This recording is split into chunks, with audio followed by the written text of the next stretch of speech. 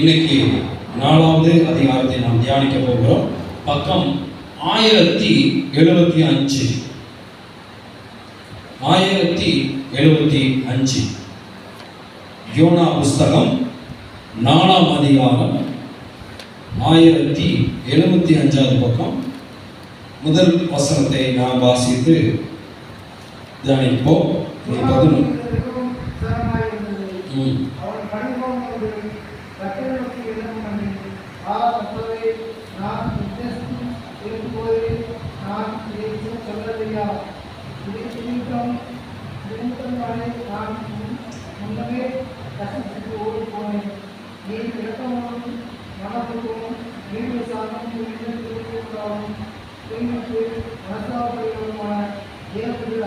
அல்லேலூயா.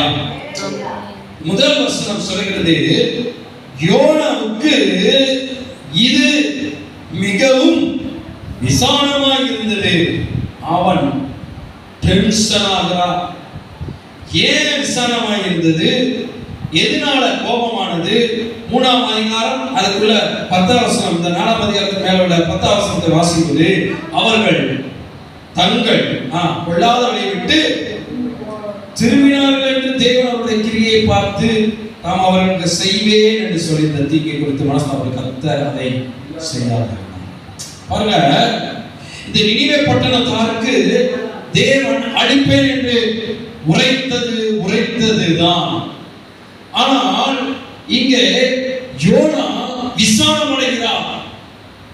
என்னடா, நம்ம போய் அதற்கு விரோதமா பிரசங்கம் பண்ண சொன்னா, நாம் பிரசங்கம் பண்ணிட்டு வந்தோம், இந்த தேசத்தை அழிப்பேன்னு சொன்னாரு, இந்த மக்களை அழிப்பேன்னு சொன்னாரு, ஆடு மாடு முதல்ல எல்லாம் கருகி போயிருந்து சொன்னாரு.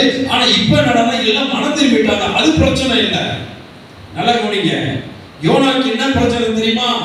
அந்த மனிதர்கள் மனம் திரும்பினது பிரச்சனை இல்லை. தேவன் சொன்னார்ல அழிப்பேன், ஏன் தேவன் செய்யல?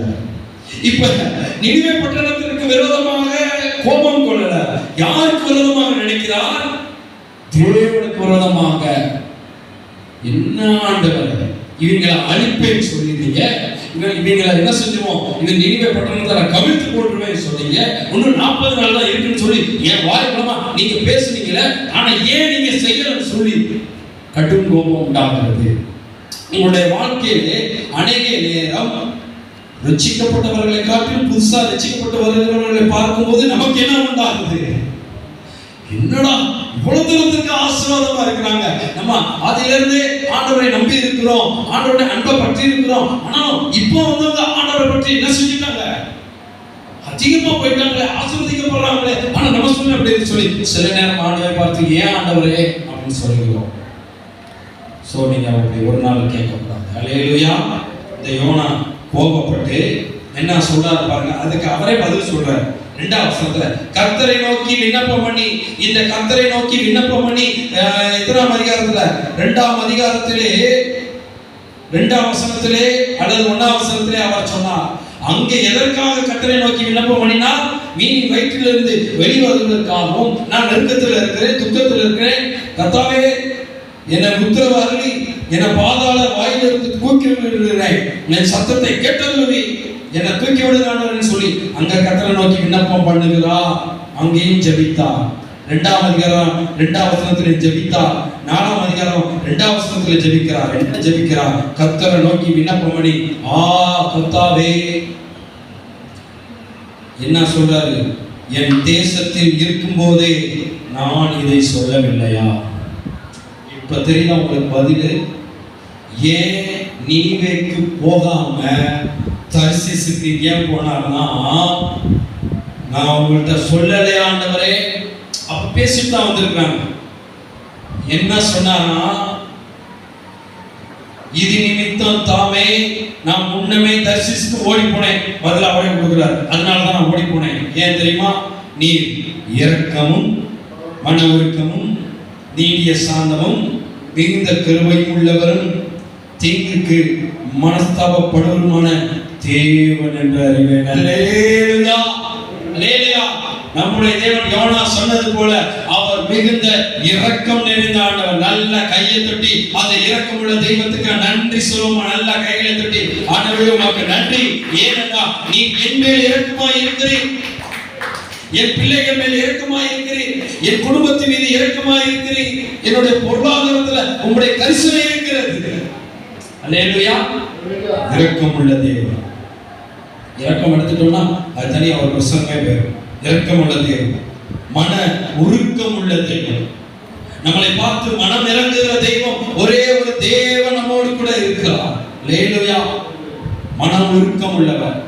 மகனே மகளே, உன்னை பார்த்து சொல்கிறார், நான் மிகுந்த இரக்கம் உள்ளவர். அது மாத்திரமல்ல, உன் மீது மன உருக்கம் உள்ளவர். நம்முடைய தேவன் எப்படியா? மன உருக்கம் உள்ளவர். நம்ம மேல அளவு கடந்து தேவன் அன்பு வைத்திருக்கிறார். பிரியமானவர்களே, ஆண்டவருடைய பிள்ளைகளே, சபைக்கு வருகிற விசுவாசிகளே, ஆண்டவர் உங்களை பார்த்து சொல்றார், நான் உங்கள் மீது கரிசனையாக இருக்கிறேன். மன உருக்கமா என்பது என்ன? உன் மீது நான் கரிசனையாக இருக்கிறேன். நீ நடக்கிற பாதையிலே நான் கரிசனையாக இருக்கிறேன். நீ செய்கிற தொழில் காரியமா இருக்கட்டும், வேலையா இருக்கட்டும், ஊழியர்களா இருக்கட்டும், எதுனாலும் சரி, நான் கரிசனை, உன் மீது கரிசனை உள்ள தேவன். அல்லேலூயா. அல்லேலூயா. உங்க பொருளாதாரத்துல கர்த்தருடைய கரிசனை இருக்கிறது, தயவு இருக்கிறது. அவர் மன உருக்கம் உள்ளவர். அவரை போல தேவன் எங்கேயும் இல்லை. சிலுவையிலே அவர் அத்தனை பேர் அடித்தார்கள், காரி துப்பினார்கள், உதைத்தார்கள். அவர் ஒரு நிமிஷம் போதும், சோதரகுமாராக ஆண்டவர் கந்தக பூமியினால் எரித்து முடிந்தது. அது எரிந்து விட்டது. நோவா காலத்திலே அழிந்து போனது. ஆனால் இயேசு கிறிஸ்து சிலுவையிலே அடிக்கும் போது அவர் வாயை திறவாத ஆடை போல, ஆடை கூட்டு போகும்போது வரும் பாருங்க, அமைதியா அந்த அதை போல இருந்தார். அவர் நினைச்சிருந்தா இந்த பூமியே வெள்ளத்தால அடித்த ஆண்டவருக்கு ஒரு நிமிஷம் போதாமா? ஏன் தெரியுமா? உங்கள் மேலும் என் மேலும் என்னுடைய பாவத்தையும் உங்களுடைய பாவத்தையும் உங்கள் மேல் அன்பு காட்டுவதற்காக தான் அவர் கரிசனை உள்ளவராக சிலுவையிலே மரித்தார், ஜெயத்தை எடுத்தார். அவர் நம் மீது கரிசனை உள்ளதே. பிரியமானவர்களே, இயேசு உங்களை ஒருபோதும் கைவிடுவதில்லை. ஆமென். உங்களுடைய வாழ்க்கையில ஒவ்வொரு நிமிடமும் அவர் உங்கள் மீது கரிசனையாக இருக்கிறார். அல்லேலூயா. நீங்கள் நடக்கிற நடைகளையும் என் அலைச்சல்களையும் தேவன் என்ன செய்கிறீர்கள்? உங்கள் மீது கரிசனை உள்ளவர். யோனா சொல்றார், கரிசனை உள்ளவர். அடுத்தனமா சாந்தம், நீடிய சாந்தமும் மிகுந்த கிருபையும் உள்ளவர். அல்லேலூயா. நம்முடைய ஆண்டவர் யாரா? சாந்தம் உள்ள ஆண்டவர். நம்மளுக்கு சாந்தத்தை, மனத்தாழ்மையை தருகிறவர். அது மாத்திரமல்ல, நம் மீது மிகுந்த கிருபை உள்ளவர். எப்படிப்பட்டவர்?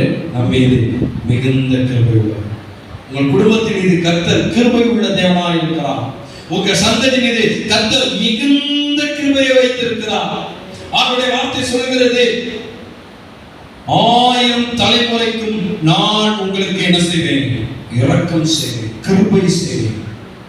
மலைகள் விலகினாலும் பருவங்கள் நிலைப்பதாலும் என் கிருபை உங்களை விட்டு விலகாது.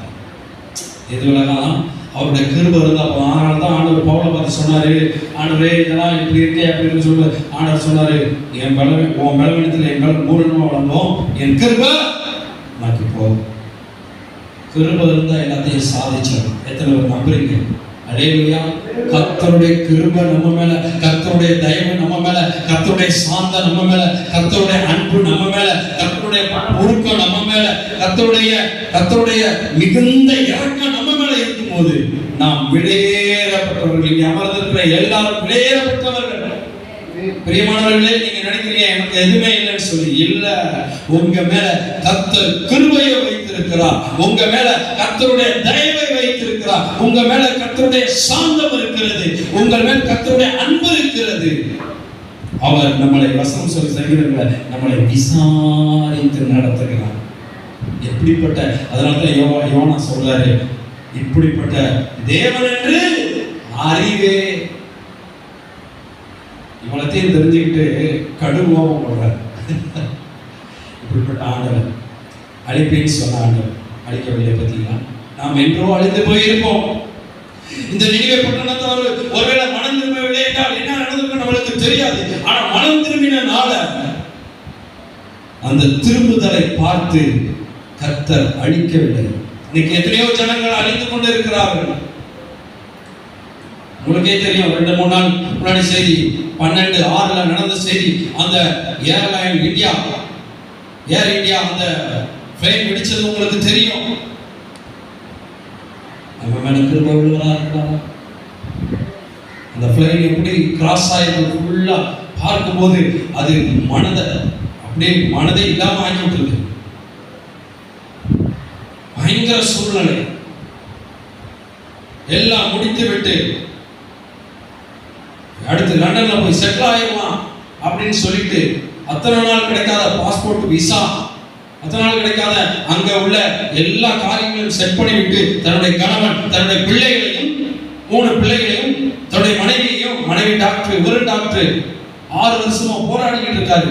எப்படின்னா லண்டன்ல போய் பிள்ளைகளுக்கு எதிர்காலத்தை உருவாக்கணும்.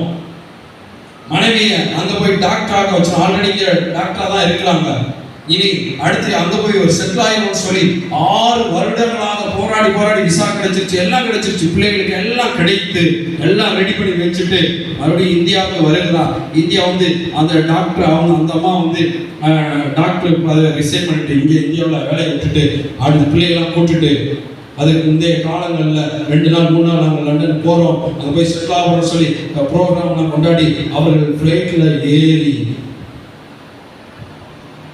3-4 நிமிஷத்துல எல்லா கனவும் முடித்து போனது. பிரியமானவர்களே, எத்தனையோ உலகத்துல எத்தனையோ அழிவுகள் நடக்கிறது, எத்தனையோ குடும்பங்கள் அழிவு நடக்கிறது. போன வருஷம் பார்த்தவர்கள் இந்த வருஷம் இல்லை, போன மாதம் பார்த்தவர்கள் இந்த மாதம் இல்லை. நான் சொல்றேன், தேவன் உங்கள் மேல் மனதுருகிற ஆண்டவராக இருக்கிறார். உங்கள் மேல் கரிசனை உள்ள தேவனாக இருக்கிறார். இனி எத்தனை காலம் வாழ்வோம் என்று நமக்கு தெரியாது. ஆனால் நன்றாக தெரிந்து கொள்ளுங்கள், அந்த வாழ்கிற காலங்கள்ல கர்த்தருக்காக மாத்திரம் நாம் வாழ வேண்டும். அல்லேலூயா, அல்லேலூயா. எத்தனை காலங்கள் அவர் நம்மை மனதுருகிறதே.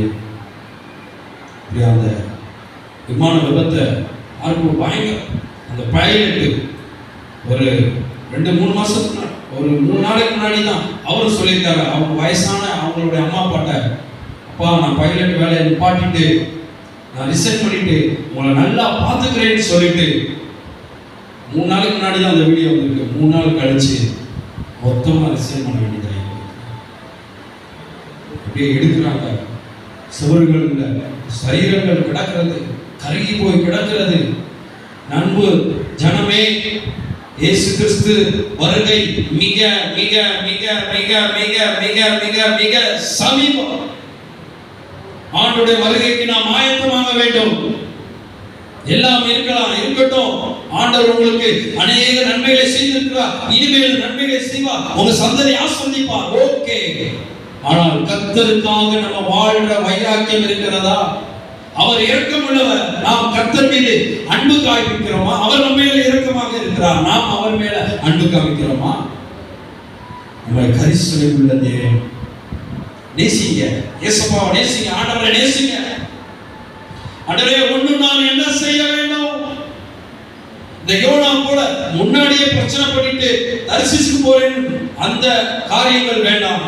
நீர் சொல்றதை நான் செய்கிறேன்.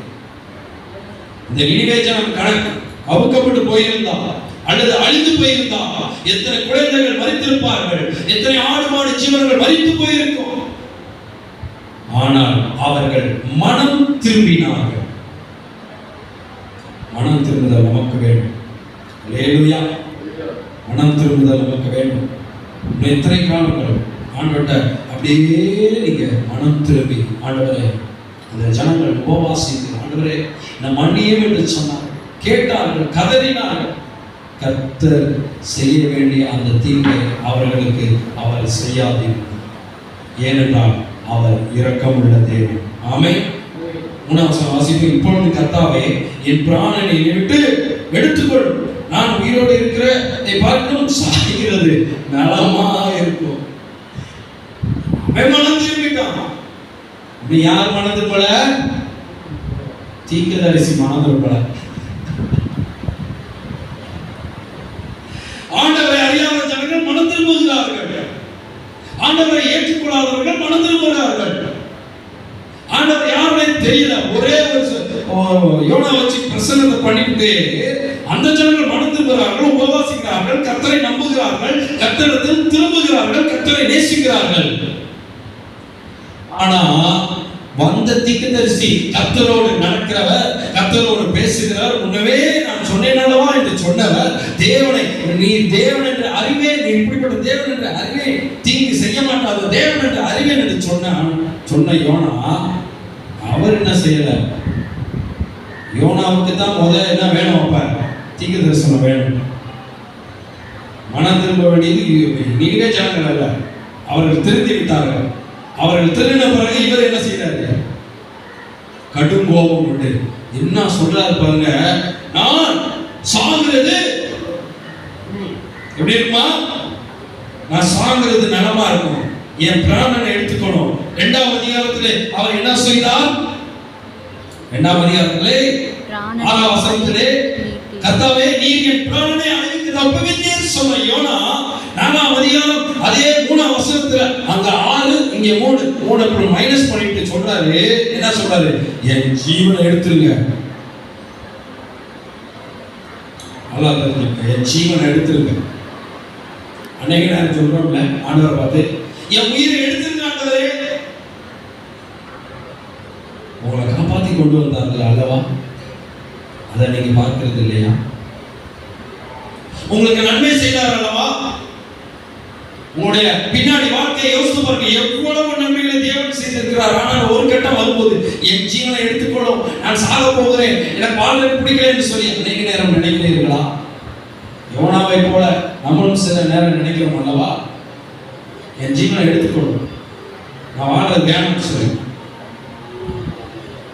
நல்லா தெரிஞ்சுங்க, ஆண்டவர் உங்கள் ஜீவனை எடுக்கணும்னு நினைச்சிருந்தாங்க இந்த பூமியில நான் பிறந்திருக்க முடியாது. கர்த்தருக்காக நீங்க வாழ்வதற்காக நாம் ஜீவனை அவர் கொடுத்திருக்கிறார். ஜீவனை தந்தது இல்லாமல் தயவு பாராட்டி, அப்படிப்பட்ட ஆண்டவர் மீது உங்கள் மீது அன்பு பாராட்டுகிறார். தயவுள்ள ஆண்டவர். ஒரு நாள் கேட்டாதீங்க, வாயை திறந்து என் ஜீவனை எடுத்துக்கொள்ளும். பிரச்சனைகள் இருக்கலாம், போராட்டங்கள் இருக்கலாம், ஒரே கடன் பிரச்சனை, ஆனா நான் செத்துறேன், செத்தா கடன் பிரச்சனை தீர்ந்துருமா? இல்ல. போயிட்டோம்னா கண்ணீர் பிரச்சனை முடிஞ்சிருமா? இல்ல. என்ன சொன்னாலும் சரி,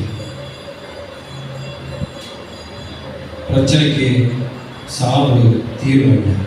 இல்லையா? பிரச்சனைக்கு தீர்வு என்ன தெரியுமா? சொல்லுங்க.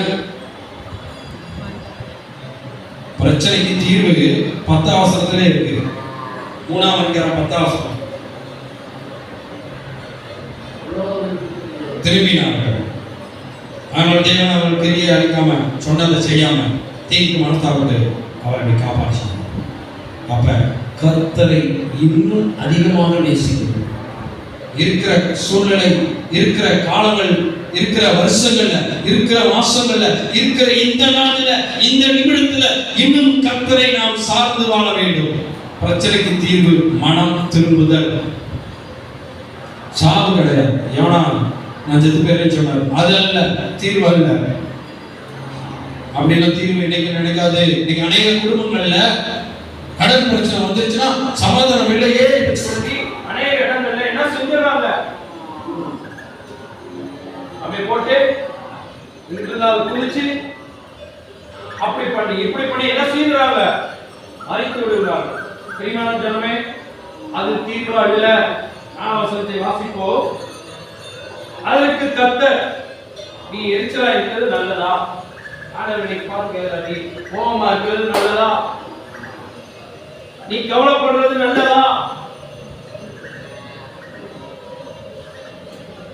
ஆண்டவர் நம்மளை பார்த்து கேட்கிறார், நீ கவலைப்பட்டுட்டே இருக்கியே, உனக்கு எத்தனை கவலை, இது நல்லதா?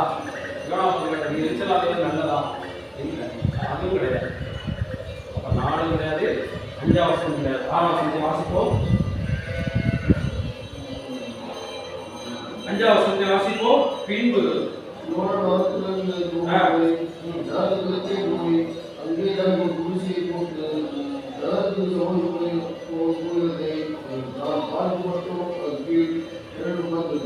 நல்லா கவனிங்க.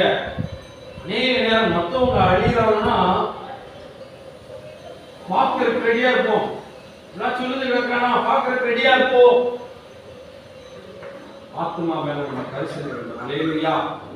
இந்த யோனா இன்னும் விடல, இன்னும் எரிச்சலாயிட்டு இருக்காரு. இந்த 4ஆம் அதிகாரம் கூட எரிச்சலாவார். நீங்க லாஸ்ட் வரை பாத்தீங்கன்னா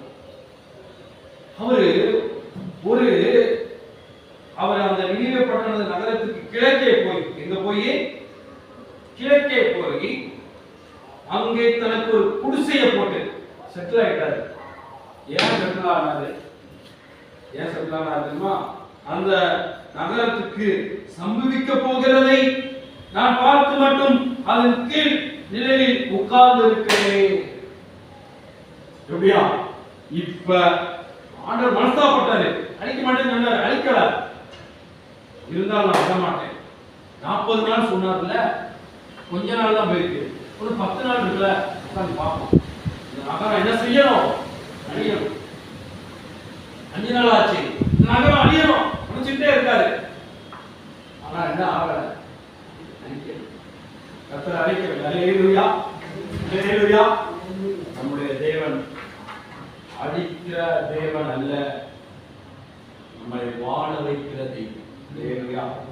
பாருங்க, 6ஆம் வசனம். யோனாவுடைய தலையின் மேல் நிழல் உண்டாகவும் அவனுடைய மனமடைவுக்கு நீங்களாகவும் தேவனாகிய கர்த்தர் ஒரு ஆமணக்கு செடி முளைக்க கட்டளையிட்டு அதை அவன் மேல் ஓங்கி வளர பண்ணினார். அந்த ஆமணக்கு மேல் யோனா மிகவும் சந்தோஷம். பாருங்க, இந்த யோனா அமர்ந்து இருக்கிறாரு. எங்க உட்கார்ந்து இருக்காரா? குடிசையை போட்டாரு. அதுக்கப்புறம் பாத்தீங்கன்னா இந்த யோனா நல்லா கவனிங்க, நினிவே பட்டணம் எதிர்த்தாப்புல இருக்குது, சொல்லிட்டு அழியும் அப்படின்னு நினைச்சு இவர் ஒரு விசுவாசமா இருக்காரு. இப்பொழுது ஆண்டவர் ஒரு ஆமணக்கு செடியை முளைக்க பண்ணுகிறார். இந்த ஆமணக்கு செடி, இந்த ஆமணக்கு செடியில உட்காந்துட்டா ஒண்ணு எப்படி இருக்கு? இலையெல்லாம் பெருசா இருக்கும். உங்களுக்கு தெரியும், ஆமணக்கு செடி அல்ல, ஜாலியா உட்காந்து பார்த்துக்கிட்டே இருக்கிறாரு. தேவனே ஆமணக்கு செடியை முளைக்க பண்ணுகிறார். சில நேரங்கள்ல சின்ன செடி மூலமாக நமக்கு பாடங்களை கற்றுக் கொடுப்பார். சின்ன சின்ன வண்டு மூலமா கர்த்தர் நமக்கு பாடங்களை கற்றுக் கொடுப்பார். இப்பொழுது அவர் இங்க வந்து ஆமணக்கு செடியில உட்கார்ந்து இருக்கிறார். அடுத்த வாசிங்க, அடுத்த வசனம், 7ஆம் வசனம்.